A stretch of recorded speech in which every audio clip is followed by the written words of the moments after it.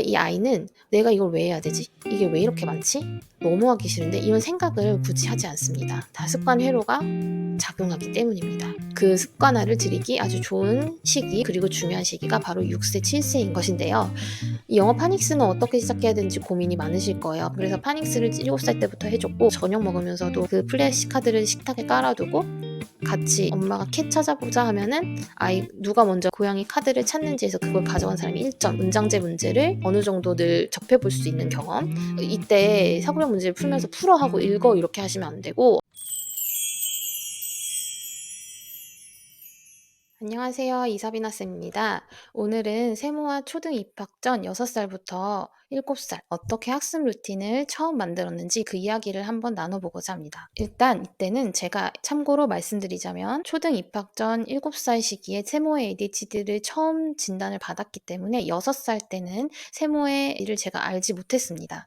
다만 활동적이고 산만하고 그런 아이로 인지를 하고 있었고, 교사로서 아이에게 학습 습관을 만들어 주고자 이 6살 때부터 매일 학습 루틴을 만들기 시작을 했는데요. 이 초석을 잘 다져야 지금 초등학교 3학년인데 이때까지 잘 끌고 갈 수 있었던 것 같습니다. 처음에 기억이 굉장히 중요했기 때문에 오늘 이 이야기를 중요하게 나눠보고자 합니다. 초등 입학 전 6살, 7살 아이들에게 어떻게 학습 루틴을 만들어주는 것이 좋을지, 특히 산만한 아이들을 키우고 계신다면 꼭 들어보시기 바랍니다. 자, 그렇다면 왜 초등 입학 전에 학습 루틴을 시작하는 것이 좋을까요? 첫째, 공부는 그냥 하는 거구나, 이 마음을 들이기 아주 좋은 시기입니다. 습관 형성에는 정말 콩나물 시루에 물을 주듯 조금씩 꾸준히 해나가야 하기 때문에 갑자기 앉아서 이제 너 공부해야 되는 시기야, 3장씩 풀어 하면 아이들은 다 거부하기 마련입니다. 그렇기 때문에 어릴 때부터 매일 엄마나 아빠와 조금씩 공부를 하는 거구나, 그냥 이건 내가 밥 먹고 씻는 것처럼 하는 거구나, 체득하기에 아주 좋은 시기입니다. 둘째, 산만한 아이들은 이 실행 기능이 낮습니다. 이 실행 기능이란 어떤 행동이나 자신이 이루고 싶은 것이 있을 때 목표를 정하고 그 목표를 실현하기 위해서 계획을 짜고, 계획을 또 실행하고 메타인지를 통해서 다시 한번 성찰하고 수정해 나가는 그 많은 과정들을 실행 기능이라고 부릅니다. 이 실행 기능 안에는 작업 기억도 포함이 되어 있고, 인지 유연성, 그리고 충동성과 이 감정을 조절하는 능력, 이런 것들을 포함하고 있는데요. 이 실행 기능이 생활 전반에 영향을 미치기도 하지만 학습에 아주 중요한 역할을 합니다. 이 실행 기능은 ADHD 아이들이 특히나 굉장히 부족해요. 왜냐? 실행 기능을 담당하는 이 뇌의 기관이 바로 전두엽이기 때문입니다. 산만한 아이들, ADHD 아이들은 이 전두엽 기능이 저하되어 있거나 발달이 늦습니다. 그래서 우리 아이들이 늘 뭔가를 하기 싫을 때 동기부여가 잘 안 되고, 또 미루고 싶고, 계획을 해도 실천하기가 어렵고, 또 충동성, 뭔가 자기가 더 재밌어 보이는 게 있으면 그걸 먼저 하고, 이런 것들이 다 실행 기능이 약해서 그런 거예요. 그런데 초등 입학 전에 유아 시절 부모의 말이 조금 더 잘 통할 때 어릴 때부터 학습 루틴을 만들어주면 이 실행 기능은 습관화로 다스릴 수가 있는 것입니다. 습관이 만들어지는 과정에서 뇌에서는 전두엽이 아니고 습관 회로가 담당한다고 해요. 전두엽이 관여하는 부분은 이런 거예요. 새로운 행동이나 공부를 할 때 이 전전두엽과 선조체, 중뇌가 활성화되는데, 즉 낯선 경험이기 때문에 이 전두엽이 뇌가 의식적으로 이제 공부해야 되겠다 하면서 애를 쓰는 겁니다. 습관이 되어버리잖아요. 그러면 이 전두엽이 크게 관여를 하지 않아도 이 행동의 자동화가 일어났을 때, 나 이제 공부를 해야 되는데 너무 하기 싫다, 이런 의식이 없어도 그냥 공부하는 겁니다. 지금 세모도 이 자동화가 잘 이루어졌기 때문에 ADHD 약효가 없는 아침이나 또 약효가 떨어진 저녁 시간에도 그냥 하거든요, 학습을. 초3 때부터 더 좋아지기 시작했는데요. 아침에 일어나면 약 먹기 전에도 자기가 해야 될 수학 문제집을 3장을 풀고 학교를 가고 있습니다. 모두 다 습관 회로가 하는 것이죠. 그래서 이 아이는 '내가 이걸 왜 해야 되지? 이게 왜 이렇게 많지? 너무 하기 싫은데?' 이런 생각을 굳이 하지 않습니다. 다 습관 회로가 작용하기 때문입니다. 우리는 이 루틴을 만들어주는 것이 목표입니다.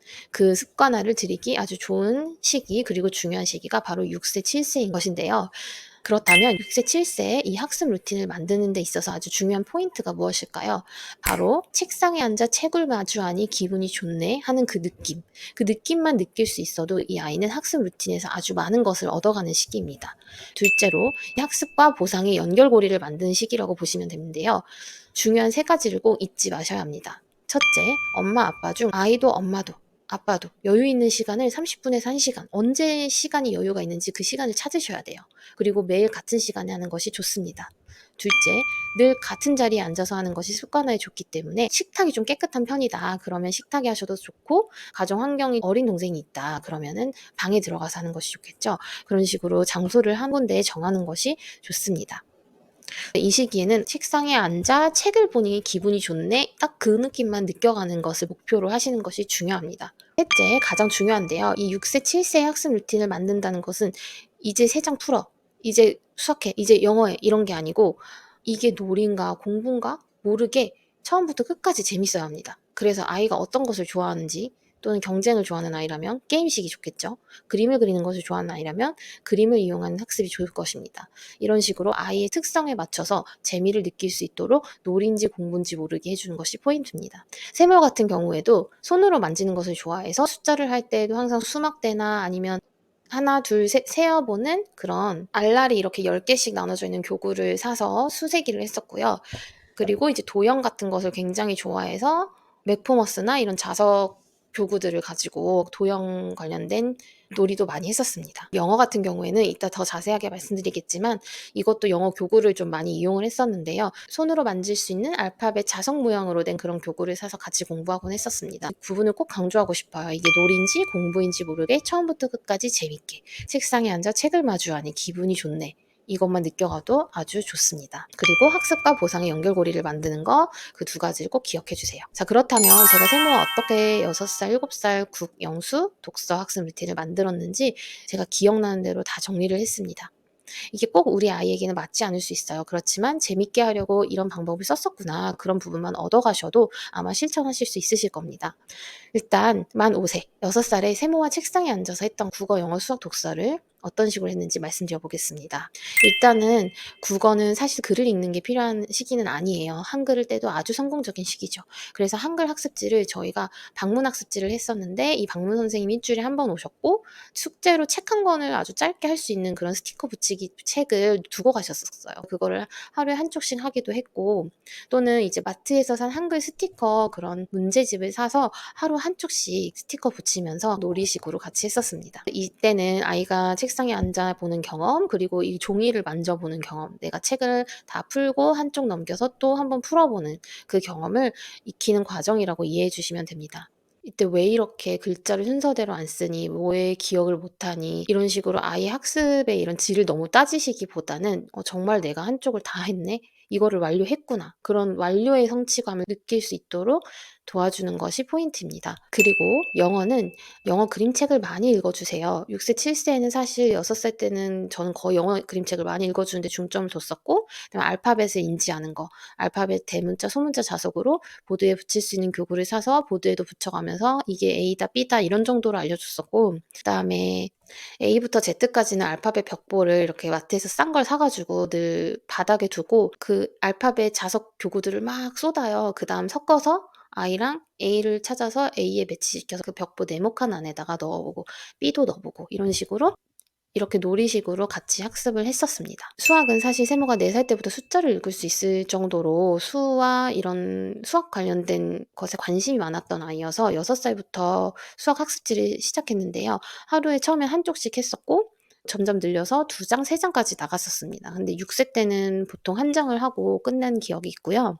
당시에는 1에서 100까지 사이에 뭐 빈칸 넣기가 수열을 배워가는 과정이었는데, 처음에 쓰는 걸 너무 싫어해서 방문 선생님 오시면은 숨기도 하고 뭐 그런 일도 있었습니다. 그 시기가 어떻게 다 지나가더라고요. 다 성공 경험을 하나씩 만들어주다 보니 한쪽이 두 쪽이 됐고, 또 한 장이 두 장이 되고, 이런 식으로 아이가 점점 늘었습니다.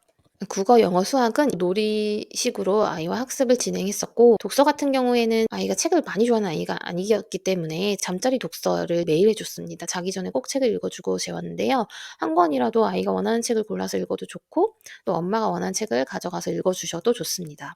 이때 강조드리고 싶은 건 영어랑 한글 책을 꼭 같이 읽어주시길 바래요. 왜냐하면 아이가 영어에 점점 더 익숙해지지가 않으면 한국어와 영어 수준 격차가 커지면서 아이가 점점 한국어 책만 읽고 싶어 합니다. 그러면 영어책을 읽어주고 싶어도 계속 거부하기 때문에 꾸준히 그냥 늘 같이 읽는 거다, 이렇게 해주시면 좋습니다. 처음에 어떤 영어책을 읽어줄지 모르시면 제가 이사비나 쌤의 AD 로그, 네이버 블로그, 영어책 처음에 시작하기 좋았던, 반응이 아주 좋았던 영어 그림책들 웬디북에서 사는 방법이랑 리스트를 제가 다 올려놨거든요. 그거 참고하셔서 구입하셔도 좋을 것 같습니다. 자, 이제 그럼 7세가 됐습니다. 만 6세죠. 이때 제가 추가한 게 뭐냐면 바로 영어 파닉스입니다. 이 영어 파닉스는 어떻게 시작해야 되는지 고민이 많으실 거예요. 파닉스를 해야 되냐 말아야 되냐, 이 문제는 나중에 따로 다뤄보겠습니다. 세모 같은 경우에는 명료한 걸 좋아했기 때문에 영어의 음가랑 규칙을 알았을 때 오히려 더 잘 읽는 아이였어요. 그래서 파닉스를 7살 때부터 해줬고, 파닉스의 경우에는 제가 늘 추천드리는 책이 스마트 파닉스입니다. 처음에 1권부터까지 다 사지 마시고 1권부터 일단 사시면 되는데요. 댓글에 링크를 달아 놓을 테니 필요하신 분은 구매하셔도 좋을 것 같아요. 제가 스마트 파닉스를 추천하는 이유는 일단 어플이 무료입니다. 거기에 있는 어플을 보시면 리스닝을 들을 수 있는 그 CD 모양이 있고요. 그리고 컨텐츠라는 글자를 누르시면 영상도 볼 수 있고, 뭐 cat 나오면 cat 그림 고르는 거, 이런 식으로 프랙티스하는 액티비티를 할 수 있는데, 세모의 경우에는 하루에 스마트 파닉스 한쪽을 하면 그 어플로 프랙티스 하는 것이 하나의 보상이었습니다. 스마트 파닉스 책이 좋았던 게 뒷부분을 보시면은 플래시 카드를 오려서 쓸 수가 있습니다. 이걸 오려가지고 아이랑 아침 먹으면서도 했고 저녁 먹으면서도 그 플래시 카드를 식탁에 깔아두고 같이 엄마가 캣 찾아보자 하면은 누가 먼저 고양이 카드를 찾는지 해서 그걸 가져간 사람이 1점, 이런 식으로 해서 게임도 했었고요. 그 다음에 이제 세모가 피쉬 찾아보자고 하면은 피쉬 먼저 집는 사람이 1점 가져가고, 이런 식으로 액티비티를 만들어서 하기도 좋았습니다. 영어 관련해서는 파닉스 말고 아까 영어책을 읽어준다고 했었잖아요. 그런데 이 흘려듣기도 굉장히 중요합니다. 이 흘려듣기란 영어 영상이나 오디오북을 그냥 듣는 거예요. 영어의 인풋을 계속 받는 건데요. 세모의 같은 경우에는 하루의 학습을 끝나면 영어 영상을 30분에서 40분, 넷플릭스 그냥 아무 번하는 영상을 틀어줬습니다. 오늘의 수업이나 학습을 다 하고 나면 그 40분 넷플릭스 영어로 보는 게 보상이었죠. 이때 영어 영상을 보기 싫어하는 애들이 있을 거예요. 저는 항상 강조를 드리는 게 4살부터는 영상을 보여주실 거면 차라리 영어로 보여주십시오. 그리고 이건 우리 집의 규칙이다 하시면 아이는 그냥 한국어 안 나오는구나, 영어로 보는 거구나 하면서 흘려듣기를 할 수 있습니다. 어느 정도 토요일, 일요일 개념이 생기면 월화수목금 영어 영상, 토, 일요일은 한국어 영상, 이런 식으로 해도 좋고요. 저희는 지금 캐나다에 있어도 아이들이랑 월화수목금은 영어 영상, 토일은 한국어 영상을 보고 있습니다. 다음으로 7세의 국어는 어떻게 했냐면, 저희는 국어도 방문학습지를 했었어요. 따로 문제집을 고르는 것을 이제 고민을 하고 싶지가 않아서 그냥 수준에 맞는 국어 학습지 방문을 했었고, 하루에 한 장씩을 했었습니다. 세모가 이 당시에는 연산 2장, 3장을 풀었지만 국어는 너무 싫어해서 이걸 어떻게 해야 될까 하다가 한 장으로 서로 합의를 봤었고, 방문학습지 선생님께도 우리 아이는 한 장밖에 못하니까 조금씩만 갖다 달라고, 진도 느려도 되니까 얘는 그냥 한 장만 딱 하면은 된다, 이렇게 아이랑 함께 해갔습니다. 그래서 8살 정도 됐을 때는 3장을 풀 수 있었어요. 수학 같은 경우에 7세가 되면서 킨더 팩토 같은 사고력 문제집을 꼭 추천을 드리고 싶어요.